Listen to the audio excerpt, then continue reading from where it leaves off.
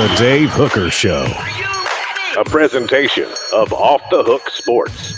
Objective insight, expertise, top guests. Available on YouTube, Apple, Spotify, and the Off the Hook Sports app. Download now for free.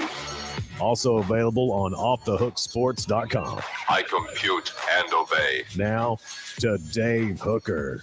Ready.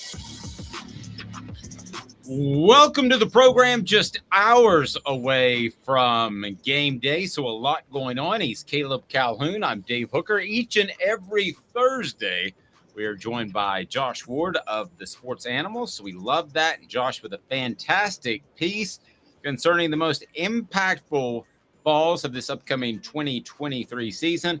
Also, a breakdown of the secondary, and has one of Tennessee's defensive backs found a home. And college football, the college football playoff, that is, has said no changes to the format until the realignment dust settles. I guess that means that the Pac-3 will still get somebody in. Week one, picks and bets brought to you by Zen Sports. And we've got a lot to get to on the program. So, Caleb Calhoun, how are you, sir, as we get going in a game week? Oh, I'm super psyched. Week one starts today. Florida, Utah tonight. Dave loves how hard Utah plays. It warms his heart. So it's the worst compliment ever. And I'll say this about Brent Hubbs, who I love to death. Brent, I remember told me a story. He said about John Ward, because Brent was very young at the time. He started working for the Vol Network, and somebody asked John about Brent. He goes, "He tries very hard." And that, when you say somebody's really likable or tries very hard, that's not the greatest compliment. Now, Brent is one of the best journalists in the biz now. This was way back in the mid 1990s, but when you say he tries very hard or he's very likable, like Trey Lance, that basically means that you're lacking in some other categories. So we'll see if like when your girlfriend says you try really hard, that's not something you want to hear. That's the worst. That's worse than John Ward saying it. If your girlfriend says he tries very hard, he does put in the work, but you don't want to hear the rest of that statement. You don't want to hear it after but. So we've got a lot going on. Again, Josh Ward of the Sports Animal will join us. So this one a little bit surprising to me. And I ask you today's tough question. It's brought to you by Andy Mason of AndyMasonRealEstate.com. Today's tough question. Take a side. Take a stand. The Dave Hooker Show. A presentation of offthehooksports.com. Tennessee number 16 in overall talent, according to 247 Sports. And when I first saw that, I thought, man, that seems a little bit low. But I told Caleb at our 3:45 a.m. production meeting, I said, don't tell me what you think, because we might disagree on this. So let's do the porridge question. And that is today's tough question, brought to you by Andy Mason Real Estate. Go to AndyMasonRealEstate.com. Best service prices in the biz in East Tennessee, with service for over 40 years there in the Knoxville area. So the porridge question is that too low, too high, or just about right? What say you, Caleb Calhoun? And then we'll go over some of the teams right in front of the Vols and just behind the Vols. Well, before we start, let's be fair here. Let's get this out of the way. This is not a subjective list. This is 247 Sports doing their composite recruiting rankings, and they are basically averaging out the recruiting score of everybody on teams' rosters, including transfers, walk-ons, whoever, based on what their high school rating was. And I think you may have said subjective, but you mean this is an objective list, right? It's just numbers.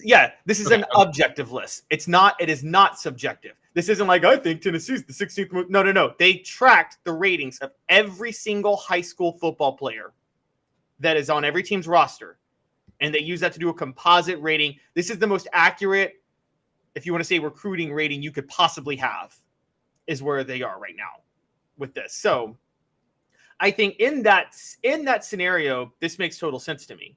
I mean, we're looking at Tennessee. We're still talking Tennessee is still playing one class short, if you think about it, Dave. I mean, I know they've added transfers, but that 2021 class has 4 players remaining. And when you take that into account, they didn't get a highly touted 2022 class. 2023 is their only top 10 class of the last, 2020 flirted with top 10 and 2023 was top 10. But they lost a lot of 2020 guys. They've added some transfers, but they haven't added, I'd say they've added how many transfers have they added since Heupel showed up that you would say were 4 stars in high school? 7, 8? I mean, we're talking Milton, Hooker, and Hooker's not even. I could do it real quick. Milton, Hooker, McCoy, Healy, maybe. I don't know if he was a 3 or 4 star, but he would be right on the verge, I would think, of a 4 star. Thornton, I would think, would have been a 4 star coming out of. He was a 4 star. So yeah. I would say roughly 6, maybe 8. Right. I agree. And remember, Hooker's gone now. So that's one of the ones that they lose already. So I thought you meant just in general. Right. Gotcha. Yeah. And so when you look at that, it makes sense. And for the record, they were 19 last year. And we've said from the start that we believe Josh Heupel in Tennessee, Josh Heupel is going to coach Tennessee above its talent level and its composite talent rankings. So what this tells me more than anything, I don't think it's too low or too high. I think it's just right. I think it's too low in the sense of I think Tennessee is going to be better than 16th. If that's what you're telling me, yes, because I think Tennessee is always going to be better than its composite talent ranking. What I do read into it, though, is it says that Tennessee's not ready to compete for a national championship just yet. Okay. Where does Tennessee have to get for you to believe they're able to compete for a championship? Because I'm going to go ahead and tell you that I look at some of the schools above them, and Tennessee has got better coaching than those guys, and that's worth a win or 2 from year to year. I mean, I like their coaching more than Florida, who's at 15. I like their coaching more than Penn State at 13. Miami is at 12. And by the way, a lot of times, as good as Dade County is, and you've heard me say that before, a lot of times those guys are higher rated because they're from Dade County. A 3 can be a 4 and so on. I think they've got better coaching than Oklahoma. I think they've got better coaching than Texas, which is 6. I think they've got better coaching than Clemson, even though they don't have really the track record to prove it. Better coaching than A&M. So those 2 schools are 4 and 5, respectively. So let me just run down the schools. Alabama 1, Georgia 2, Ohio State 3, Texas A&M 4, Clemson 5, Texas 6, LSU 7, Southern California 8, Oklahoma 9, Oregon is 10, Notre Dame 11, Miami 12, Penn State 13, Michigan 14, Florida 15, then Tennessee at 16. If you factored in coaching in this list, where would you have the Vols? If I factored in coaching, I would have them probably let's see. I'd have them as high as 6, honestly. If I factored in coaching, I think so. But to win a national championship, I think their talent has to be top 10. They don't have to be top 5, but they have to have top 10 talent if they're going to win a national championship. And then Josh Heupel can coach the top 10 talent into the number 1 team. I don't think it's possible to coach the 16th ranked team talent-wise into the number 1 team. I don't think that's humanly possible. Okay, but we also have to look at this, too, of some of these guys, and we always talk about this in the NFL draft. There are more 3 stars than 5 stars. Well, there are more 3 stars overall. But what about not just scheme, but coaching up guys? Because Jalen Hyatt was a 3-star guy. That's not a 3-star talent. That was just a bad grade. He was fringe 4-star. He was a 4-star on Rivals. Okay, well, but he was a 3-star according to the composite, and he comes out of a weird place. So how much of that is coaching guys up? Not just scheme, coaching guys up. Coaching guys up does matter. I've said that for a long time. People have mistaken for a long time scheme versus coaching guys up, and I think there is a difference. I don't know if David Cutcliffe was the best schematic coach, but there was nobody better at coaching you up than preparing you for the NFL. Are we sure that Heupel coach? We're still not sure of this, though. Are we sure Heupel coaches guys up? And when I mean coaches them up, they will be great in the NFL, or does he just coach them up well for their scheme in college? Look, we talk about the quarterback 3-step drops in the Heupel system. That's not the type of dropbacks you're going to be doing in the NFL. Well, they're not going to be from the shotgun 99% of the time either. But Alontae Taylor, I think, is proof. I mean, ask me this question in a year, and I can give you a definitive answer. When we see what Byron Young, Hendon Hooker, Jalen Hyatt, Cedric Tillman, even though he was injured last year, ask me in a year, and I believe I can give you a definitive answer. I'm not going to say, give me one more year, Caleb. I think a year from now, we'll know if he coaches them up for the pros. But in terms of winning a championship, that doesn't really matter. No, you're right. It doesn't. It matters about coaching them up for the scheme. But at that point, I still think it still comes down to the scheme. I don't think, again, you've covered recruiting enough to know this yourself, Dave. Like, you can only coach up so much. I mean, how many teams win national championships without 3 top 10 classes in 4 years? I don't think anybody does. Nobody. And Oregon's proof of that. They couldn't get the War Daddies in the middle, and they could get there, but there was only so much coaching. You can run people all over the place if you're Chip Kelly, and you can do different things. And if you're Brian Kelly, you can get Notre Dame to the college football playoff. But can you really win a championship? No, not unless you have elite talent. So but as far as where they stand at 16 and the numbers that we're dealing with currently, let's play with those for a while. So you've got Florida at 15. Would you trade Tennessee's roster for Florida's right now? Right now, would I trade Tennessee? Always thinking. No, because of the quarterback situation. I don't think Josh Heupel could. Graham Mertz would be horrible with Josh Heupel. Yeah, I actually thought you'd jump on that one quicker. I thought the quarterback's the difference. So if they're that close, I'd rather have 2 quarterbacks that I think can play than a bunch that I think can't. Michigan, Penn State at 13 and 14. Watched them both play a lot last year. I think Tennessee is a more talented team. So I understand that this is objective, but I think they have more talent coming into this season than Tennessee. I think Tennessee has more talent coming into the season than those 2 teams. I don't think Tennessee has more talent than Michigan. I think Michigan has, again, this is where you go to the quarterback situation. Michigan's quarterback is also a statue in the pocket, and that's the last. Josh Heupel can't have a statue in the pocket in his system. That's just not something he can do. So would you take Tennessee or Michigan if they were playing Saturday instead of Tennessee, Virginia?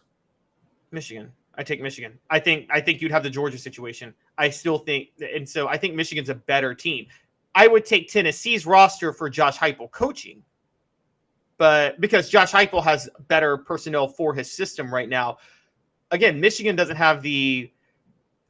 I would say they don't have the type of players that fit Heupel's personnel, if that makes sense. So that's where I'm going with Tennessee's roster with Heupel. But overall, I take Michigan. But I got to be honest with you, I think you're selling Heupel short. I think he adjusted his system from Oklahoma to what he does now. And I also believe that he's going to have to adjust his system slightly from Hooker to Milton. I don't think they throw the same balls equally as well. So no, but I think you're discounting his ability to adjust. Oh, I'm not discounting it. I'm just saying there needs to be a little bit of mobility. J.J. McCarthy is a statue. I think Casey Clausen would beat J.J. McCarthy in a foot race. And I think J.J. McCarthy. I think Casey Clausen would have success in Josh Heupel's offense. I'm not so sure he would. I think there's got to be a level of quickness. He reads quick, gets it out. He may get forced out of the pocket with the way he gets the ball out 2 or 3 times a game. I firmly believe that. Now it's going to be ugly, and he's going to throw it away as fast as he can, as well he should. But you just stop me when I run down the rest of the list, because I think you'll agree that the rest of the teams I'm going to mention do have more talent overall, top to bottom, than Tennessee. Alabama, Georgia, Ohio State, Texas A&M, Clemson, Texas, LSU, Southern California, Oklahoma, Oregon, Notre Dame. I could probably, I don't know. Miami. What about those? I'll stop you there. I'm with you. I've covered enough recruiting over the years too that South Beach kids are more. Their ratings are more inflated than usual, and I think they get a star at birth. They really do. It's like Bobby Ray was born last Thursday. He's already a 1-star, and he's 4 years old. 4 days old.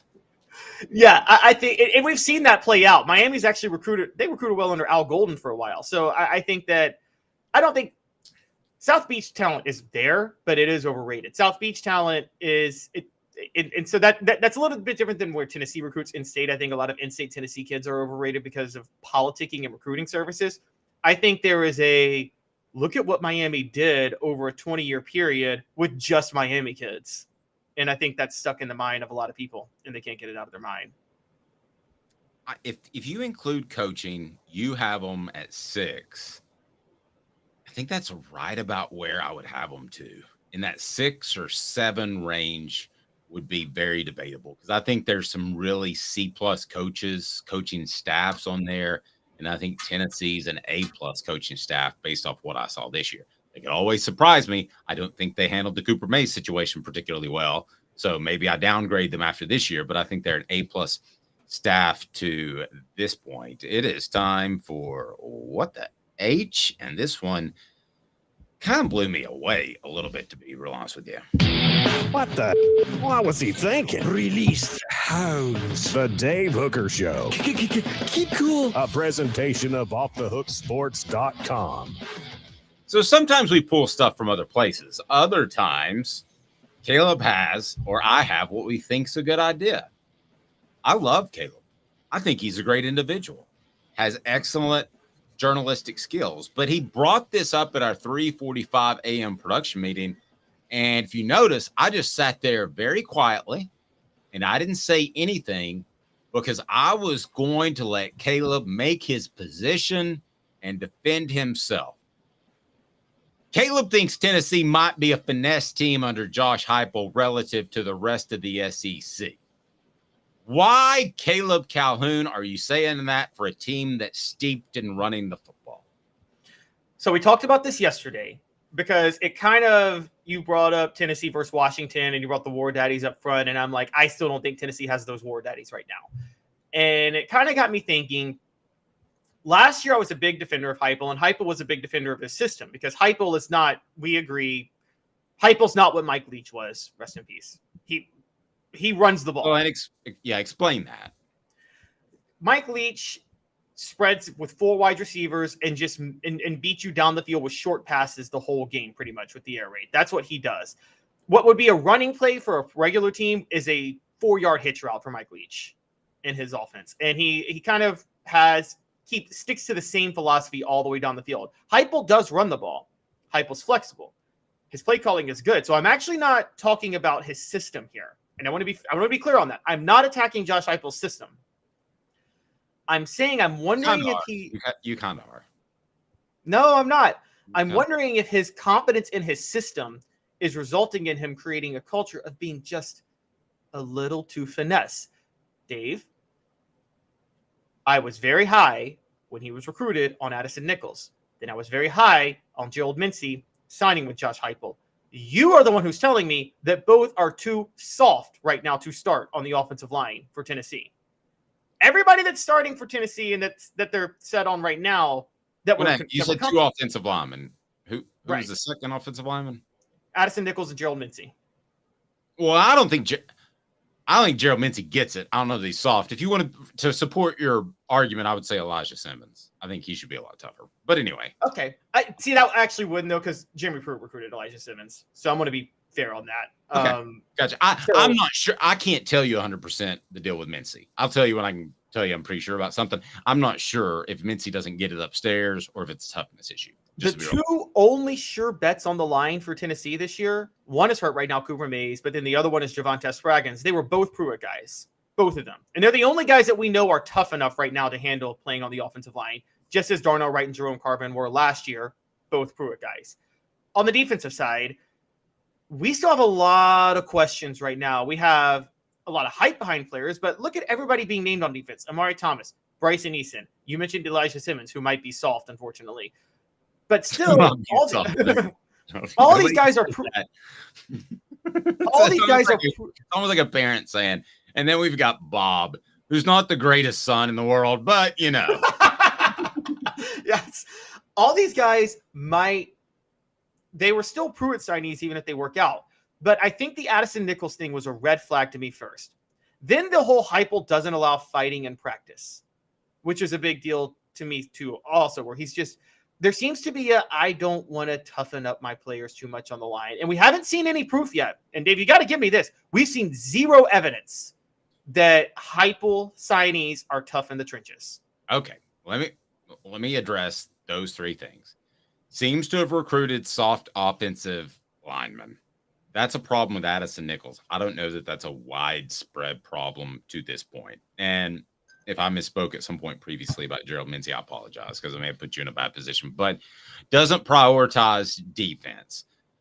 I think that he prioritizes defense by making sure that Tim Banks doesn't go anywhere else, but it's always going to be a program steeped in offense and scoring fast.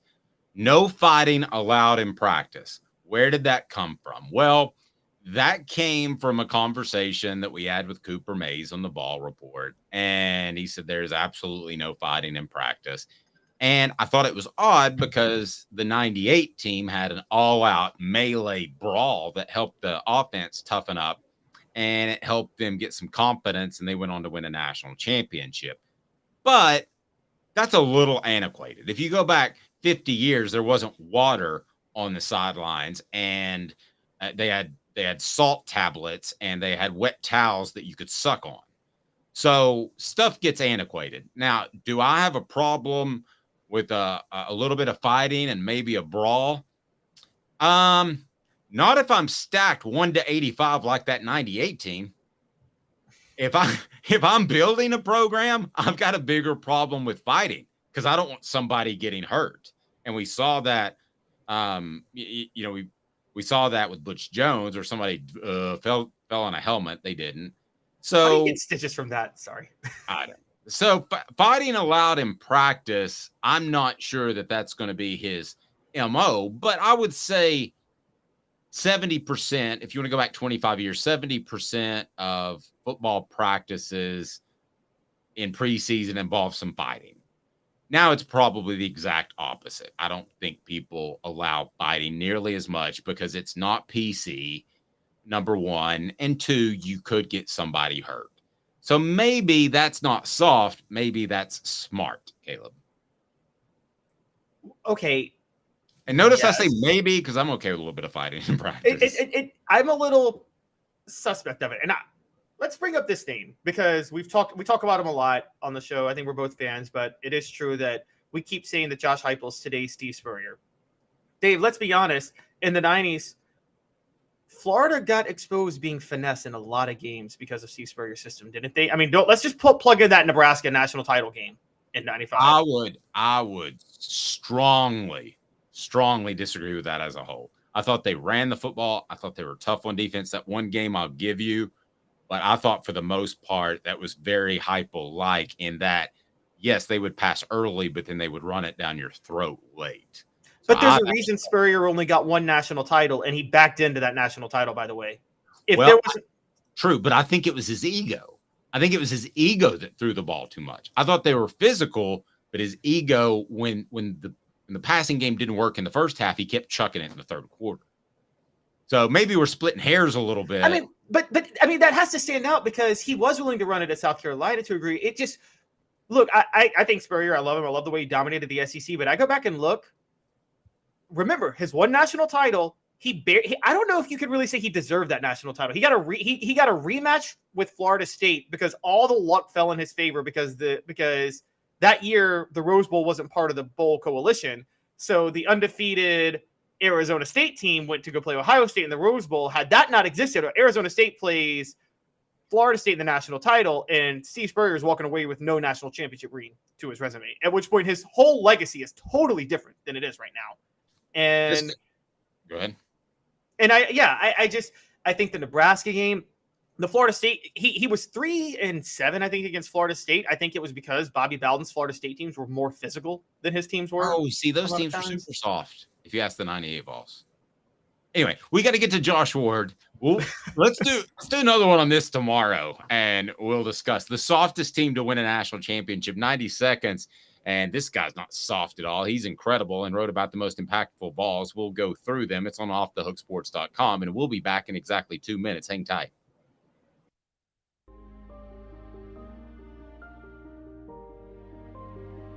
Our family has been creating one-of-a-kind pieces of jewelry in West Knoxville since 1986.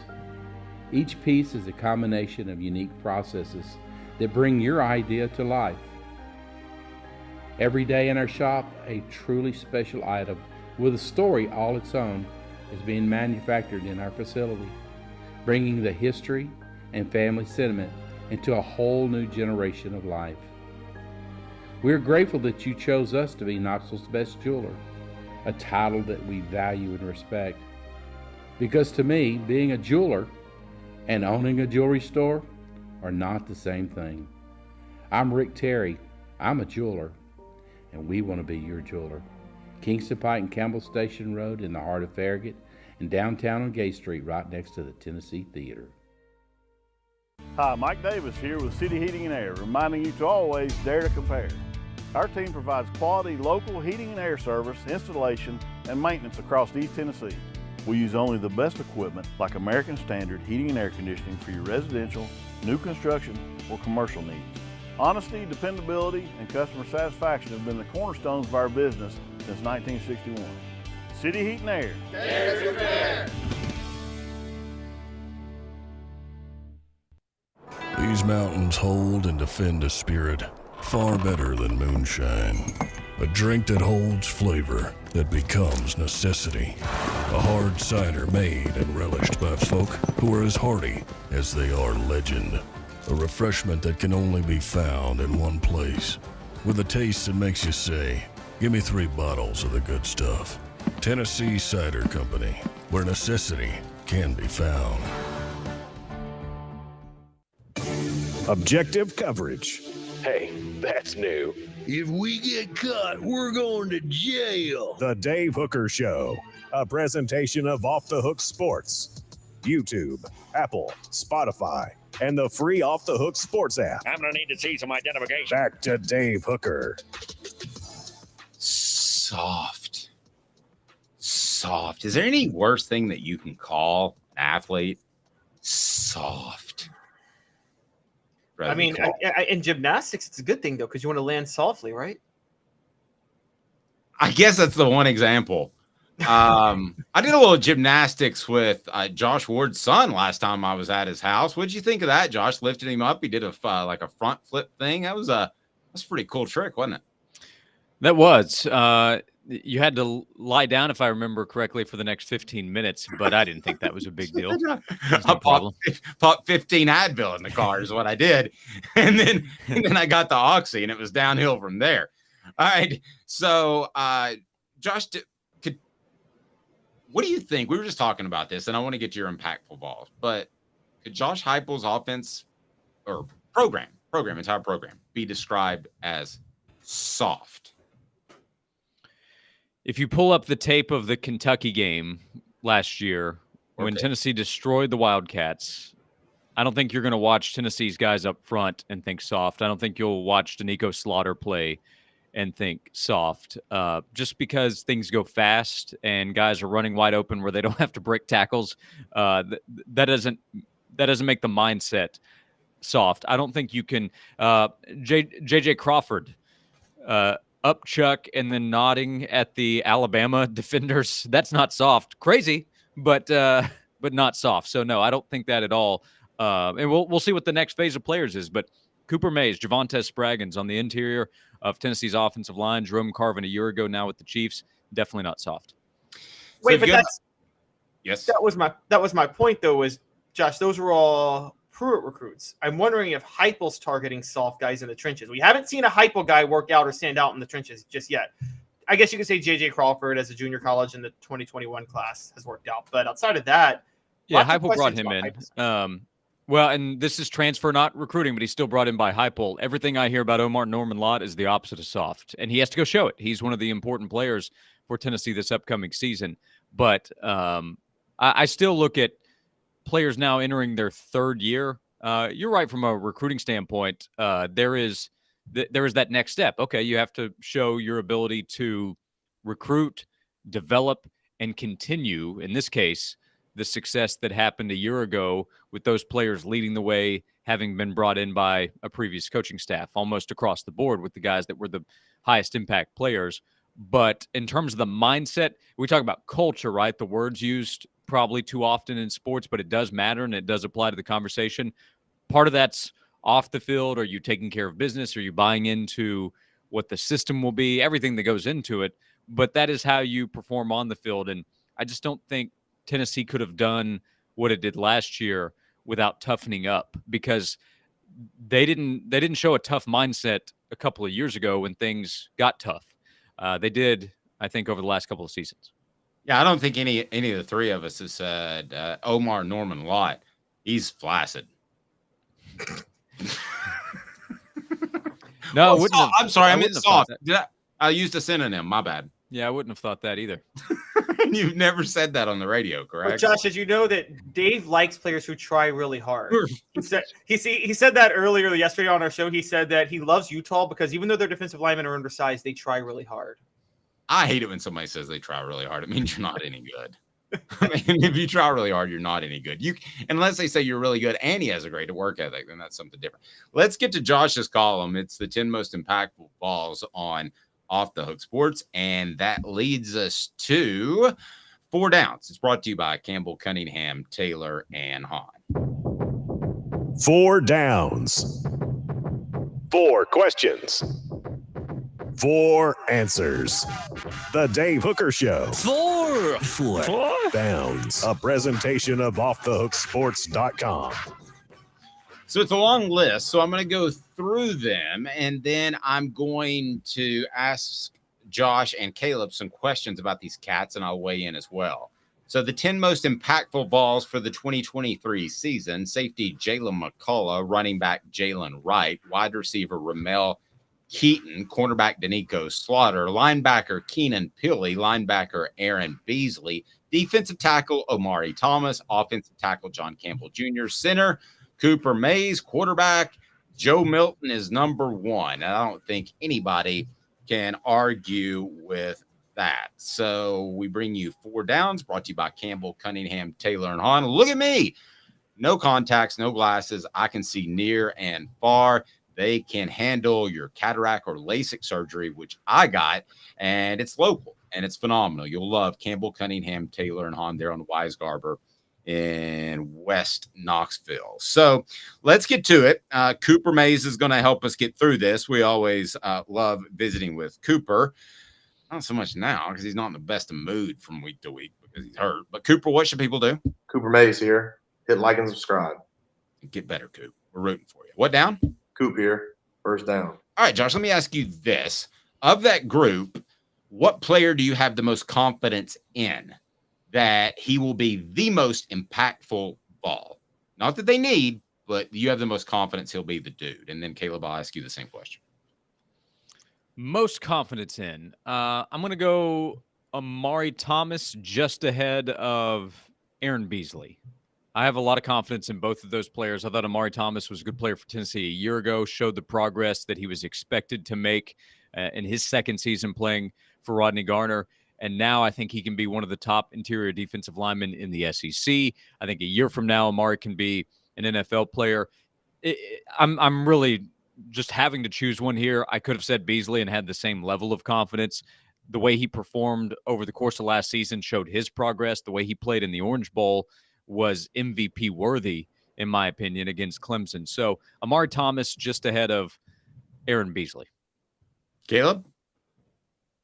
Well, Josh stole mine, but I got another one, so it's okay. Which is I thought you thought Aaron Beasley was going to fall flat on his face this year. No, I said he stole mine with Amari Thomas. Oh, okay. I don't have that much faith in Aaron Beasley yet. I will say you guys have convinced me talking about him playing more at his natural role now, which he didn't play all last year. But different story for another day. I'm going linebacker still, though. I'm going Keenan Pili. I think Keenan Pili is a much more natural fit at middle linebacker than Beasley or Jeremy Banks was last year. Tennessee didn't really have a middle linebacker, so I think Keenan Pili is just – I mean, that was probably the best plug-and-play addition they got in the offseason through the transfer portal, bar none. I got a tie, receiver Ramel Keaton and Omari Thomas, because they've done it before. So yeah. I would have a tie between those two guys as impactful balls. even though, Josh, I don't think he's going to be the most impactful receiver, but as far as confidence, I think he's going to be there in what he does. Yeah, Keaton is an interesting one on the list. I could have written Brew McCoy there. I could have put Dante Thornton. If I chose Squirrel White, I think a lot of people would have nodded their head. I chose Ramel because I am sure that he's going to have a big season. I think he's a player that we talk about as a breakout candidate sometimes this season when he already broke out last year. I think because of the excitement with the other players, which is understandable, it's easy to kind of forget Ramel's big catch against Florida and his big catch against Alabama. He caught that first pass on the 2 plays that they needed to complete to set up the field goal to beat Alabama. There was the connection with Joe Milton. I don't know who Tennessee's top receiver is going to be this season. We might get to the end of the year and not know who it is based on results kind of being spread out. But I'm very bullish on Ramel Keaton. I don't think he's gotten enough attention. Everybody's gotten some attention, especially at receiver in this offense during the offseason. But I think Keaton deserves more attention. That's why I put him on the list. Least confident. Which down, Coop? Cooper Mays here. Second down. Thank you. Least confident, Josh, out of that group. The guy listed first, Jalen McCullough. He's played a lot. He came in as a very highly touted player. Tennessee brought in other defensive backs. They've had other guys work at safety to try to push. McCullough, it appears, has held on to a starting position, but he needs to play at a higher level this year. He knows that. The coaches know that. Teammates that are competing with him for playing time know that. So how Tennessee plays at safety this year is still going to be a big part of how Tennessee performs as a defense. So McCullough is on the list of impactful players because that could go one way or the other. Caleb, I would actually go Aaron Beasley just because I'm not basing it off one game against Clemson. So I think he'll have a good year. I think Josh picked 10 great guys. There's really nobody here I have no confidence in, but that would be my least. Let's get to your least before we get to 3rd and 4th down. I'm going to go to Nico Slaughter. I know there's a lot of hype behind what he can do, but I watched him play last year. So that's enough for me to say. If you want to read about the guy that Caleb has no confidence in, I wrote about it this morning. So check it out on I do this crazy thing where I actually believe in film on the field. So yeah, this crazy thing where you just rip my stuff all the time. All right. Go ahead, Josh. You're about to say something. Yeah, way to slaughter the interest in that piece that Dave wrote. Captain Dad joke. Here we go. Tennessee center Cooper Mays here. 3rd down. Of that group, and I mean college NFL, biggest upside, Josh. Biggest upside? I'll go Joe. I will too. Yeah, I think there are a few guys that are eligible in that conversation. Like Jalen Wright could be an all-SEC running back this year. I love what he might be able to do in this offense. I also recognize it's a position where things will be split up and there's injury potential too. But I mean, Joe Milton's upside is Heisman. So I'll go Joe Milton.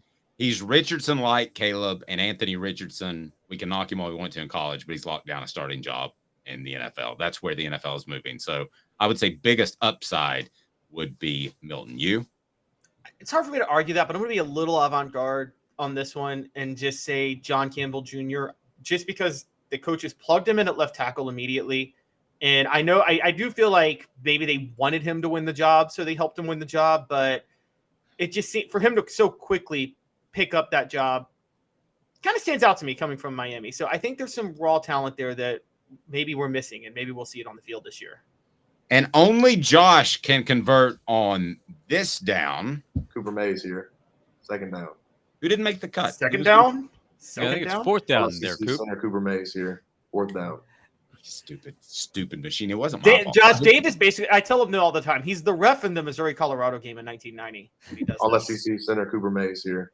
4th down. Say it again, Coop. Cooper Mays here. Hit like and subscribe. Who didn't make the cut? Who didn't make the cut?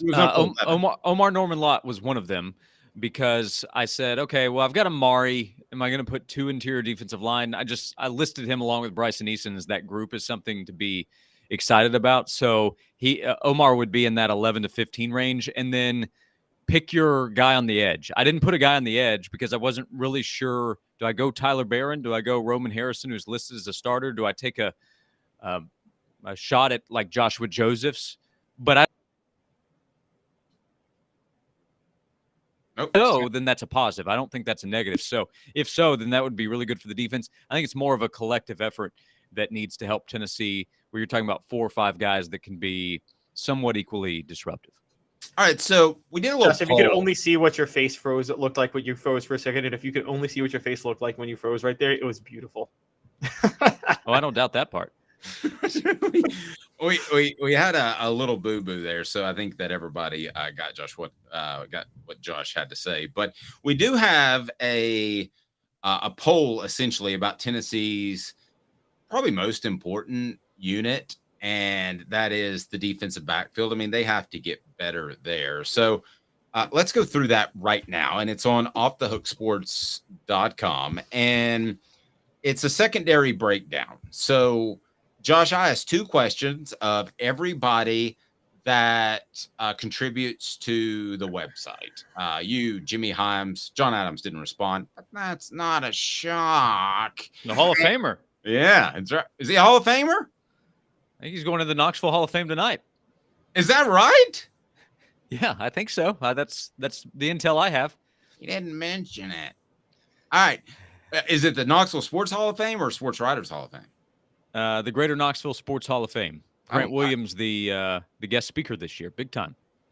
Oh, nice. Went from signing the Alien and Sedition Acts as president to going into the Hall of Fame as a journalist. Gotta love his transition over 200 years. All right, so Josh, I asked this question, and that was the most improved ball in the defensive backfield, and who will we say is the best overall? So who did you go with? Most improved, I went Kamal Hadden. He has the same talent we discussed a year ago. He's had to battle injuries. He did last year. He has had to recently again. That was part of my holdup. But last year didn't go how he hoped. The South Carolina game was a disaster, and I think that caused his stock to drop. He kind of saw his name leave conversations talking about the corner position this year in the defensive backfield, but he still has a lot of ability. So if healthy, most improved, I think, will be Kamal Hadden. Okay, if you can add his picks in there, I just texted them to you because I forgot Josh after our 3:45 a.m. production meeting. We've got everybody up there but Josh. So if you see that, don't think I was trying to stick it to you. All right, so I'll tell you who I went with. Jimmy Himes went with most improved. He said either Christian Charles or Jordan Thomas. And then you have Fred White, who knows a little bit about these cats. And he said Danico Slaughter to Marion McDonald. And I'm trying to think if I've left anybody out. Now let's get to Caleb Calhoun. Who were your 2? Well, I do have to point out that since you mentioned Kamal Hadden, I spoke with Jaru by text earlier today because we're teasing this now. Dave and I are going to do a How You Living segment in the coming weeks about athletes who did stuff stupid the previous week's games.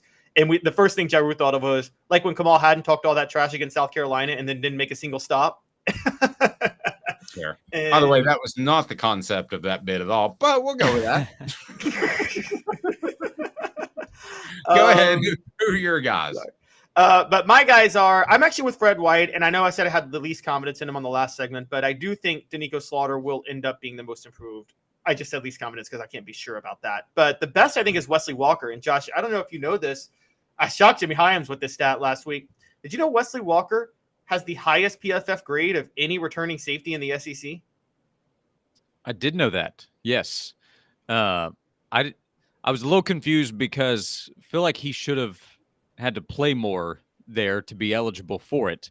But yes, I did know that. I thought last year he would make a big impact on Tennessee's defense and just didn't get the snaps that I felt like he deserved, and still continued to keep that feeling at the end of the season. So that's a good pick, I think, with Walker, because he came in with a lot of experience at Georgia Tech. I recognize it's Georgia Tech, but more experience and more success probably than a number of his teammates.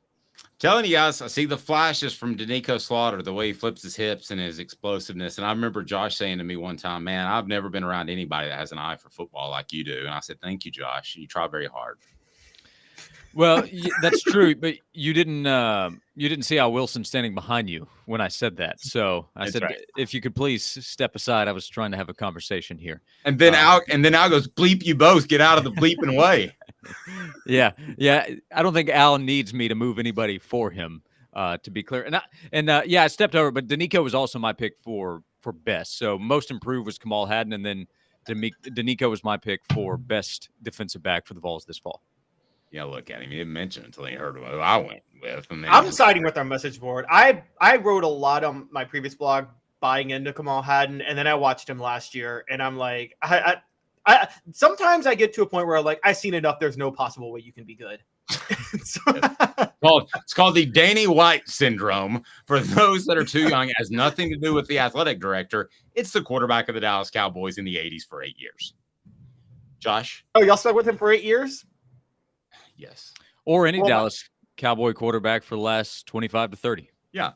Tony Romo wasn't bad. Gary Hogaboom, Steve Pelor. Anybody remember those names on the message board? If you remember those names, then you're a sad Cowboys fan. Babe Laufenberg.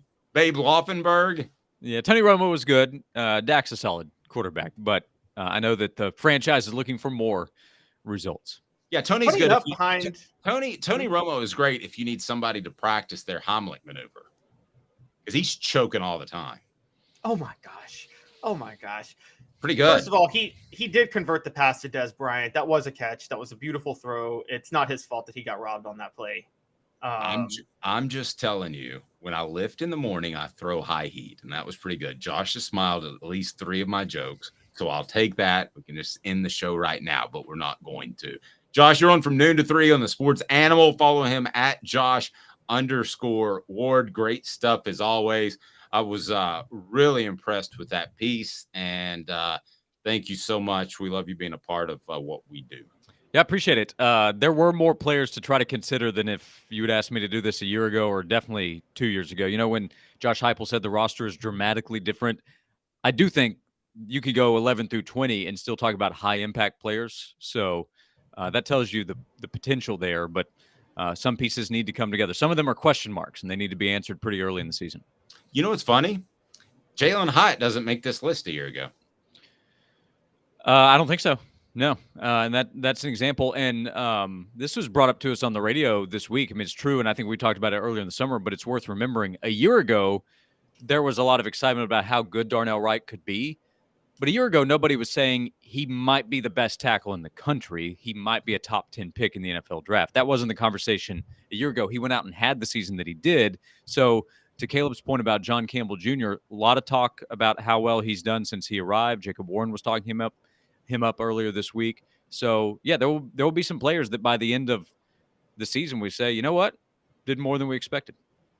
Yeah, I will say this from a very good source. I had a guy tell me that Darnell Wright was super special before the season last year. So I was a little bit early on that bandwagon. Mm-hmm. The guy he picked this year, just for the record, Dylan Sampson, to take that next huge monster leap.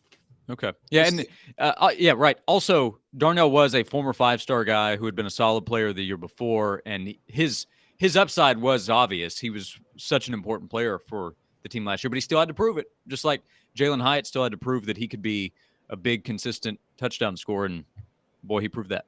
Okay, so Rocky Top Tom, hold on just a second, Caleb. Rocky Top Tom wants this question asked, so I'm going to go ahead and put it up. Aside from any quarterbacks, which current UT player do you pick to build a team around 100 bonus points for picking a defenseman? You all just hit this one around, and he wanted Josh's answer before he leaves.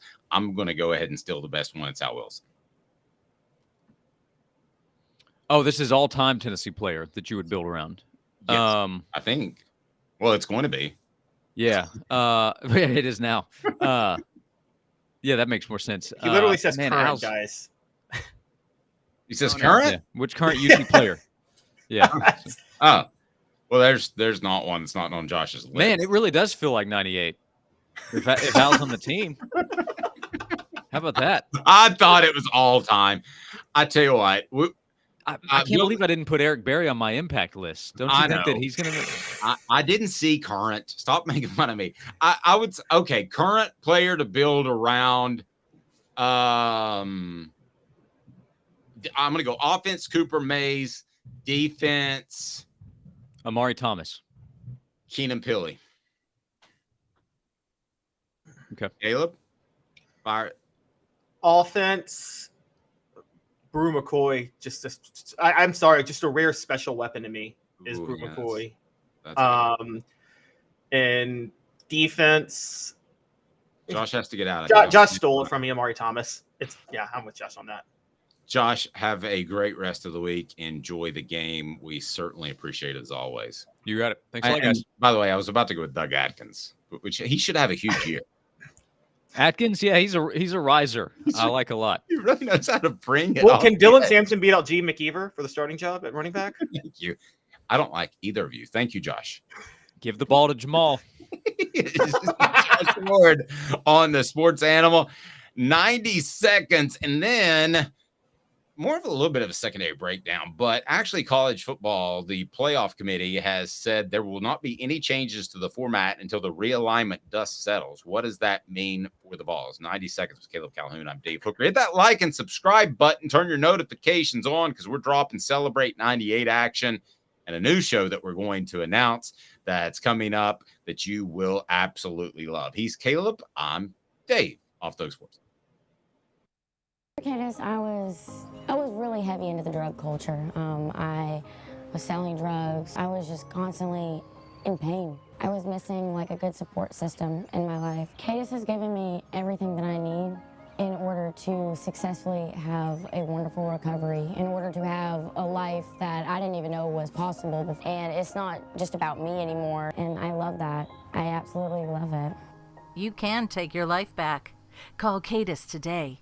With all that sun, sand, and salt water, the beach is a very relaxing place. Unless you wear contacts. Ow! Open your eyes to the best the beach has to offer with LASIK vision correction from Campbell Cunningham Laser Center. Ah. Sports Treasures in North Knoxville is one of the South's largest sports cards and memorabilia dealers, featuring over 10 million sports cards from vintage to modern. Sports Treasures carries a full line of hobby boxes, singles, autographed memorabilia, Tennessee Vol collectibles, fan cave decorations, and so much more. See a museum full of collectibles at Sports Treasures, 4819 North Broadway in Fountain City, and Sports Treasures on Facebook. Sports Treasures, where the real sports fan goes to shop. What's up, everybody? This is Jacob Warren asking you to like, subscribe, and share. Dave needs this. You're listening to The Dave Hooker Show, a presentation of OffTheHookSports.com. The internet is full of pictures of each and every one of you. Available on YouTube, Apple, Spotify, and the Off the Hook Sports app.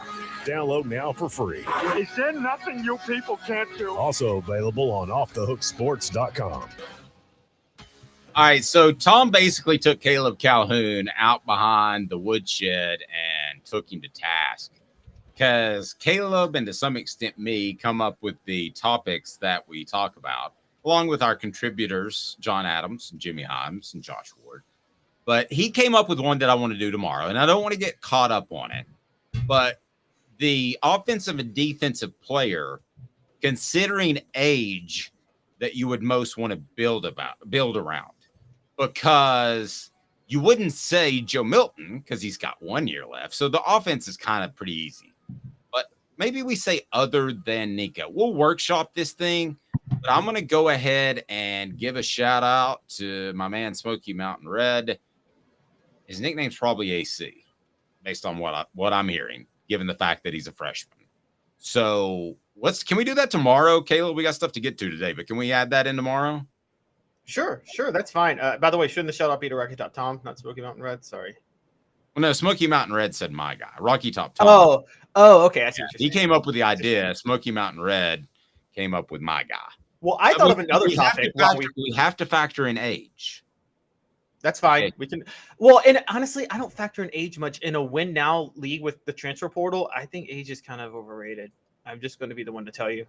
I think age is the most overrated factor. I always thought it was overrated in the NFL. I think the NFL's a win now league and you take the better player regardless of age. In college, I'm getting that way now too, because I think that within the transfer portal, with how easy it is to reload, I don't really care if I have a guy for 3 years. I want what I can get in 1 year. I'm gonna disagree there. I would take 3 years of an Al Wilson over, let's say, a 1 year greatness of Reggie White, who was not great throughout his career. He was great as last year. I would take 3 years of Al Wilson than 1 year of Reggie White. But anyway, let's do that tomorrow. Getting sidetracked. Fair enough.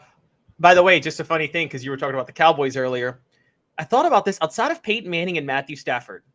Did Quincy Carter have the best NFL career of any SEC East quarterback? We can do that tomorrow. I didn't want to. It's like Quincy Carter, Rex Grossman, or Tim Tebow. One of the three is third. Okay, so the college football playoff comes out and talks to us, which that's nice of them to do. We certainly appreciate that. And they say that there will be no changes to their format until the realignment dust settles. That means the top 6 conference champs still get an automatic bid. I'm trying real hard to determine who the top 6 conferences are after this year. So, I mean, they're going to have to adjust it by the time the 12-team playoff kicks in. So what statement does this actually make? What this basically says is they're basically openingly saying, we don't think the ACC is long for this world, so we're just going to wait till the ACC collapses before we change our format. You jumped ahead of me. That's what I was going to say. So who are the conferences left out? So right now, the top 6 the conference. Pac-12. I'm sorry? We know the Pac-12 is going to get left out, right? The Pac-12 is not going to exist next year. Right. So it's out. It's not one of the 6. Yeah. So it's not who's going to get left out. It's who's going to get in. So the SEC, Big 12, Big 10, and unfortunately ACC champs will get automatic bids in 2024. That's going to happen. Okay. So if you had to predict the ACC falls apart before 2024 and that affects the college football playoff, you would say not next year, but soon. Is that your answer? Right. Right. I'm going to disagree with you there. I think there's just too much bubbling up to the surface with the Florida State thing, with the teams meeting. Listen, there's this union mentality with the ACC because of the long television contract, but I think that's been chipped away at. And I've seen a union basically lose all of its power at the Knoxville News Sentinel. They had a guild, which is a union, and it's basically the same thing. And used to be the old joke was, if you came into the office and shot and killed somebody, there had to be 6 witnesses before you would get fired. And if there weren't 6 witnesses, you would probably get retained. Well, they slowly lost their power over time. I think the ACC as a, air quote, union has lost their power, and I think the final push will be in the next offseason. I think it was really close to happening over the past couple of months. So I'm going to say both the Pac-12's out, which they won't exist, like you said, and the ACC will be out by next year. Wow. Okay. So what if they don't change the format then? Because the SEC, Big 12, and Big 10 is it. Who are the other 3 conference champions? The American and the Mountain West, maybe. I think the Mountain West, if you can add Stanford and Cal, is good enough. Okay, Mountain West. So I'm okay with the Mountain West. Then the American, which is basically those teams that vied for the Big 12 but couldn't get in. The Tulane, South Floridas, UTSAs, Navy, Temple, those type. The old Conference USA, honestly, from the 90s. So that we're at 5. And then what? Conference USA or Sun Belt? I mean, the integrity of this is laughable if you put a Sun Belt team in the college football playoff. Well, it's kind of laughable with Conference USA, isn't it? Who's the best? What are yes, the best it teams is. in Conference USA? Let's see. Texas San Antonio, who Tennessee plays, has won the Conference USA the last 2 years, and they're now in the American. So I don't MTSU.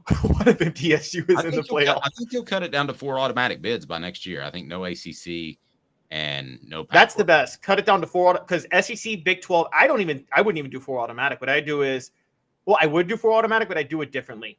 The SEC, Big 10, and Big 12 get automatic bids, period, no matter what. I don't care where they're ranked. The champions of those 3 conferences get automatic bids. And then the best team of the other conferences gets an automatic bid. Now, Travis brings up a good point. He says, Dave, you're wrong. The media loves ACC teams, Clemson, Florida State. You know how it is. They do, but I think they'll love Clemson and Florida State somewhere else. So, yeah, they're going to be in the SEC. The media is not kowtowing for Pittsburgh, guys. They're not going to get in love to, throw Pittsburgh into the college football playoff. Yeah, and I want to see where Notre Dame ends up in this thing. Do you realize Notre Dame is essentially saying that they can be no better if they're relevant in the college football playoff? And they'll be relevant with 12 teams. They're not going to be relevant with 4 if that were the path that the sport was going. But if Notre Dame continues to be independent, where do they fit in? Because you're basically telling them if the top 4 have to be conference champions, which is what we're saying, right? That's where we are right now. Then here's what Notre Dame has. They have a $50 to $60 million television contract, which I've been told is going to be signed here in the next few months. They have the ability to schedule who they want to schedule. which there's something cool about that. They don't get locked into having to play an overly difficult schedule. And they play a pretty cool schedule. I mean, let's be honest, when you include the teams that they play. But they're saying, without being a part of a conference, that they're never going to get a bye, ever, in the college football playoff. You're saying at best you can do is 5, which means you host a 12. A 12 Cincinnati, let's just say, and I'm saying, let's say they came in at 12 a couple of years ago, or at 12 TCU, let's say some team in that realm that sneaks into the playoffs, they can go to Notre Dame and win. Notre Dame's not uber talented. I know we just did the talented list and they were higher than Tennessee, but I'm just here to tell you a lot of those stars come from they are Notre Dame. I mean, those teams can go there and win. Let's take, for instance, let's say Tennessee's 12 next year and Notre Dame's 5. Are you telling me Tennessee can't go to Notre Dame and win? Are you telling me that if I think they would win this year? Okay, let's say Alabama's 12 and they had to go to Notre Dame. Let's say the third SEC team gets in. The third SEC team can go to Notre Dame and win. Would you agree with that? Totally agree. I mean, they got to do something or get off the pot, as the saying is. I'm going to go a step further. This contract Notre Dame signs is going to be the last contract they sign before they join a conference. Because here's what's going to happen. I'm sorry? I think you're probably right. Yeah. So the Big Ten's new deal, even with Oregon and Washington joining, and by the way, they're joining at a discount, but say they paid all 18 teams equally, it would be $55 million already. Now, I think they're going to up their TV deal. On top of that, they're paying Oregon and Washington less. So really, we're talking 61, 62 million-ish probably per team.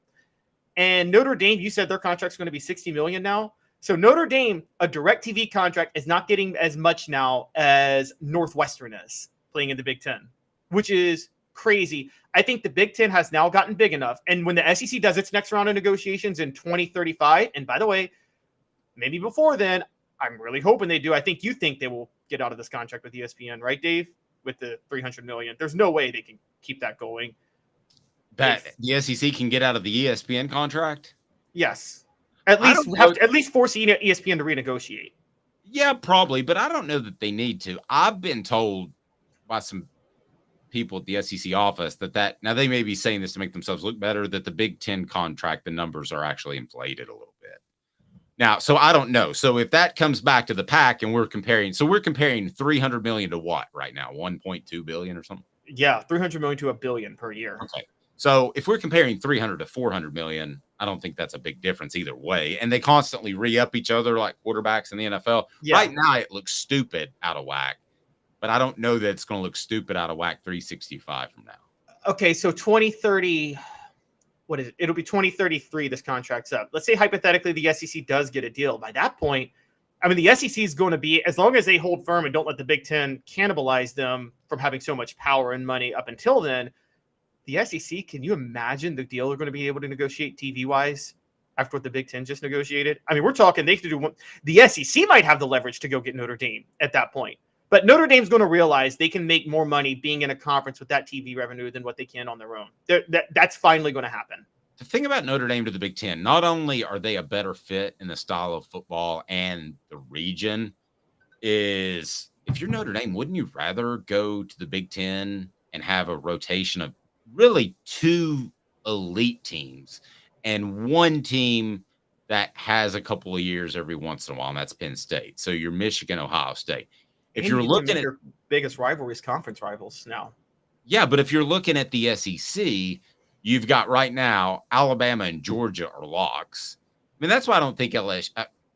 I don't think that Notre Dame is ever going to go to the SEC. So, because right now, if you look at it, Alabama and Georgia are locks. Georgia's a long time lock. I don't want to look at it in a short span of time period, but I believe that Florida is probably eventually going to be good. They may have to get rid of detail-oriented Billy Napier, that's kind of like he's a really good guy that we talked about earlier in the show. He's detail-oriented. Well, great. He tries hard. Yeah, he tries hard. He tries very hard. I actually don't think Napier's the reason they'll fail, though. I think it's actually there's issues with the program. That's why they're going to fail. Well, I agree, but I just think with the talent, they'll get it cleaned up somehow, like Tennessee did. You know, there's too much going for that program to be non-relevant for a long amount of time. But you may be right, because they were non-relevant before the 90s. Yeah, the thing that's working, and I'll tell you what, if the ACC is able to figure it out, which they won't, but say they do, say Florida State and Miami are just stuck in the ACC until, 2035 or whatever, say this never gets solved, do you realize how good a shape Florida's going to be in at that point with them having revenue that's 3 times as much as the other 2 schools? They're going to recruit the whole state of Florida and have it on lock. I think Billy Napier is the one individual that gets hurt the most if the SEC signs a new big TV deal, if that's somehow renegotiated, because Florida's going to look at him and go, we can do a lot better than that, dude. I mean, he can't even get Jaden Rashada paid, for the love of all that's holy. That wasn't him, though. Come on, that was the NIL. I think I do believe, and we've talked to some people at SEC Media Days. The narrative in Florida, at least, seems to be like, from people close to the program, seems to be that Billy Napier isn't the problem. It's the administration and the people and the boosters that are just super disorganized. Let me tell you something, and I'm only slightly exaggerating. Okay, if I'm Josh Heupel, and this is what happened to Billy Napier, he had a quarterback show up on campus. So imagine Nico showing up on campus, and there's not the money that he was promised. I'm going to go get a club, and I'm going to find the CEO in charge, and I'm going to Nancy Kerrigan him. So I'm telling you, that is embarrassing beyond losing one player. You can say it's not his fault, but ultimately it's all your fault when you're the head coach. And that got blown apart and was embarrassing. I agree. And it's whatever. We knew this last year. Remember, we were talking about Florida. You got a report. For those who don't know, I had just joined the show. And I did a report on On3 doing the largest NIL collectives in August. And Dave, I guess it was September, we were doing a show, talked about, you had heard reporting that Florida's NIL was not together. And I'm like, this doesn't make sense. What we're realizing is Florida cobbled together their NIL the way the Mets tried to rely on Bernie Madoff to make to buy a World Series in the 2000s. And so that's kind of what happened. They cobbled an NIL together when they realized they were way behind. I will say, I'm laughing. Probably the worst take on ESPN ever made. Worst prediction ever made. Yes, it will be Ryan Clark saying that he wishes LSU hired Billy Napier instead of Brian Kelly. Yeah, I can go with that. That's the worst take ever. All right, so here we go with Caleb's picks, and Caleb will give you some winning picks. We'll see. He didn't have a great week 0, but week 1. Yeah, don't give me a break. Week 1, man, the first couple weeks in college is hard. I mean, it's hard. You don't know where these guys' heads are. It's kind of like a bowl game. I mean, probably the worst thing to bet on is the beginning of college football season and bowl games. And really, I know somebody that does quite well on Major League Baseball. I always thought that was the worst. And if you bet on regular season Major League Baseball, you probably have a problem. But if you bet on the bowl games and early season college football, that's being brave, man. I got nothing but mad respect for you. So let's go ahead and get into that. Let's get your picks, and it's brought to you by Zen Sports. Zen Sports is the new sports book in Tennessee, revolutionizing the way you earn sports betting rewards. That means no more deposit bonuses that turn into deposit nightmares on Zen Sports. What you see is what you get. With their cash rewards program, you get a lot of cash. For a welcome bonus, earn an unlimited 5% cash back on your betting volume for the first 15 days when you sign up with the promo code HOOKED. That's HOOKED. That's right, unlimited 5% cash back. Keep betting, keep earning with up to 3% cash back on your betting volume every month after that, and refer friends to earn a percentage of their betting volume as cash rewards too. Zen Sports is bringing the cash back to Tennessee, so if you bet big on sports, you want to be betting on Zen Sports. Zen Sports betting just got better. Use the promo code HOOKED. It is time to make some money with the one, the only Caleb Calhoun. So his picks are up on the website right now, and I believe they are, aren't they? They're not above the fold. They're right below the fold. Okay, I got you. Fold, using your own newspaper terms. You're getting older than me. All right, so the 3 best bets. I actually want to start with those, if you don't mind. I'm kind of going in reverse order. We're going to call this each week, guys, the Hooker Specials. Okay. Hooker Specials. The Menage a Trois, because they're the 3. Yeah, okay? you usually have to pay extra for that, Cotton. Exactly. I wanted to go there. LSU 2.5 points against Florida State. I'm guessing you take Florida State because LSU because you don't like Florida State, and I would agree. I would say if you could get an alternate bet for more money, go LSU 7 against Florida State. Honestly, I'm seeing a 2-score win for LSU. I don't know if you think it's. I think they win comfortably. I don't know if you do, Dave, but I think they win pretty comfortably. I do too. Ball State, Kentucky, the under is 49.5. Why do you like that? Because Ball State average, the totals for their games last year was right at 50.5. That's going to be less playing a defense like Kentucky's. And Kentucky, I know they have a new offensive coordinator, and I know they have Devin Leary at quarterback. It's still a Mark Stoops team. It's still ball control and defense. I'm in love with the under in this game. Yeah, I like it as well because I think they're going to go back to more ball control after the great Will Levis experiment exploded in his knee or a big toe. Iowa, Utah State, the under is 43. I mean, don't you always bet the under with Iowa? Okay, let me give you this rundown real quick. Utah State has one of the worst offenses in college football entering this year. Okay. Iowa has a very good defense and also one of the worst offenses in college football entering this year. And Iowa, I don't know if you saw this, Dave, Cade McNamara is not going to play this weekend for Iowa at quarterback. So I'm in love with the under in this game. I'm seeing like 27-0 Iowa. All right, so let's run through some SEC games. Utah 4.5 against Florida. Who do you like that? There. So full disclosure, because we're live, if you guys see this tomorrow. Yeah. So forget about that one. You guys can read that on the website because this check is it out on the live. website. It's going to be dated if you watch later on. Tennessee, Virginia. Tennessee, a 28-point favorite. I want to get to that, but I want to do it last. Ball State, a 29.5-point dog to Kentucky. You got to love Ball State with that big of a number, right? Yeah, I love Ball State with that number. I don't think Kentucky. I think even if Kentucky could win by more, they're not going to try to win by more. Auburn, a 35-point favorite over UMass. I'll tell you what I like about this game. I like Auburn to cover and maybe beat UMass so badly that my son decides to leave UMass and move back to the South. So UMass, based on SP Plus rankings, UMass is the worst team in college football this year. Now, they did beat, in their defense, New Mexico State last week, 41-30. I'm not reading anything into that because New Mexico State is also near the bottom on FPI and SP Plus. So I think Auburn's going to dominate. Hugh Freeze, I don't like him, but he's an offensive genius. I think Auburn might hit the over by themselves in this one. Texas A&M, a 38-point favorite over New Mexico. I like them to cover. Where do you stand? I do too. And the reason I like them to cover is whatever little I think of their offense. Dave, New Mexico averaged 13 points a game last year. And Texas A&M, for all their flaws, did have a top 25 defense. So I think I think Texas A&M is going to be disappointed if they hold New Mexico to 0 points. MTSU, 39-point dog to Alabama. This might be the toughest one on your board, but if I had to, I'd take Alabama. I'm taking MTSU. I think Nick Saban is going to experiment with quarterbacks. I see like 45-10 Alabama. That's what I see. North Carolina, 2.5-point dog to South Carolina. South Carolina, after the way they finished the season, they're not going to sneak up on anybody. I would like South Carolina to cover this team, even though I think Drake May is the best player in college football.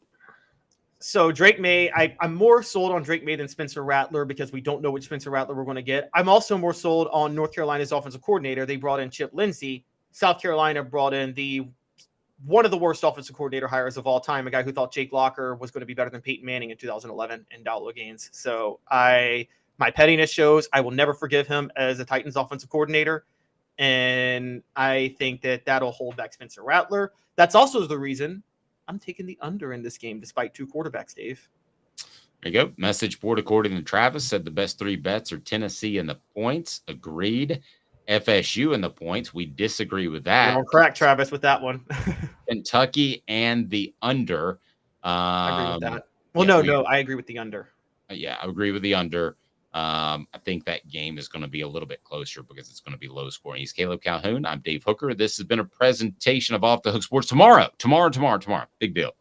So we always have a Football Friday with Fred, but we're also going to have another special guest. Ron Slay will join us because I want to visit with him. And he's going to be on the show tomorrow to see what kind of pub that this game in Nissan Stadium is getting with fans in Nashville. They mostly love the Titans. I don't think there's any doubt about that.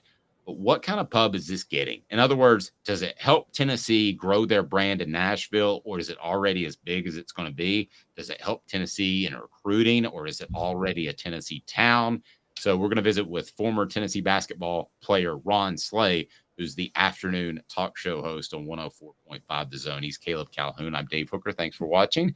Have a great evening, morning, afternoon, night, whenever you're watching. This has been a production of Off the Hook.